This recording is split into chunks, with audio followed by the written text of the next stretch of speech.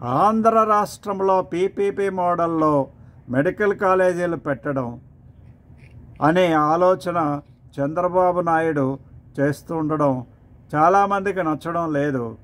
నేను చంద్రబాబు నాయుడిని సమర్థించడం కోసం ఈ వీడియో చేయట్లేదు. అయితే ఆర్థిక పరిస్థితులకు అనుగుణంగా వ్యాపార ధోరణితో వ్యవహరించేటువంటి సహజ గుణం కలిగినటువంటి చంద్రబాబు నాయుడు ఈ విధంగా వ్యవహరించడంలో పెద్ద తప్పు అనిపించడం లేదు. కాకపోతే ఫ్యూచర్లో రానున్నటువంటి రిపర్కషన్స్ దృష్టిలో పెట్టుకొని మరొకసారి ఆలోచన చేస్తే మంచిది. త్వరితగతిని మెడికల్ కాలేజీలు రావాలి, మెడికల్ కాలేజీ వర్కింగ్ స్థితిలో ఉండాలి అంటే ప్రభుత్వము వెంటనే బిల్డింగ్స్ కట్టి కాలేజీలను స్థాపించి రన్ చేసేటువంటి స్థితిలో ఉన్నట్టుగా కనిపించట్లేదు.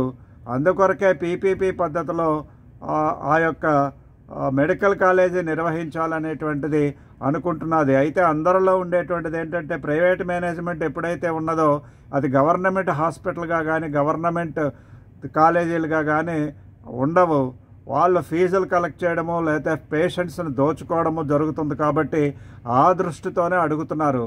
దాని మీద ఖచ్చితమైనటువంటి పాలసీని కనుక చంద్రబాబు నాయుడు ప్రకటించి ఉచిత విద్య ఉచిత వైద్యాన్ని ఎంతవరకు చేస్తారు, మిగతా కాస్ట్లీ అదే అవసరానికి మించి వసూలు చేయకుండా మినిమం ఛార్జెస్తో అందరి దగ్గర వసూలు చేసే విధంగా కట్టుదిట్టమైనటువంటి సిస్టమ్ను కనుక డెవలప్ చేసి అది ముందుగా ప్రకటన చేసి దానికి అనుగుణంగా పీపీపీ పద్ధతిలో కనుక దీన్ని అప్పచెప్పినట్లయితే చాలా వరకు కూడా ప్రజలందరూ కూడా యాక్సెప్ట్ చేస్తారా అనేటువంటి ఉద్దేశంతో నేను చంద్రబాబు నాయుడికి విజ్ఞప్తి చేస్తున్నాను.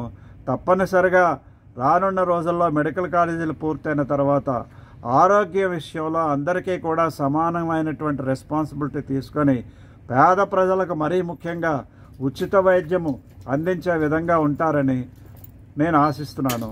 ఆ విధంగా కనుక ప్రకటన చేసి పాలసీని కనుక డెవలప్ చేసినట్లయితే తప్పనిసరిగా రానున్న రోజుల్లో అందరూ కూడా ఈ పాలసీని యాక్సెప్ట్ చేయడం జరుగుతుంది. అది ఒక్కటే పెద్ద అడ్డంకి.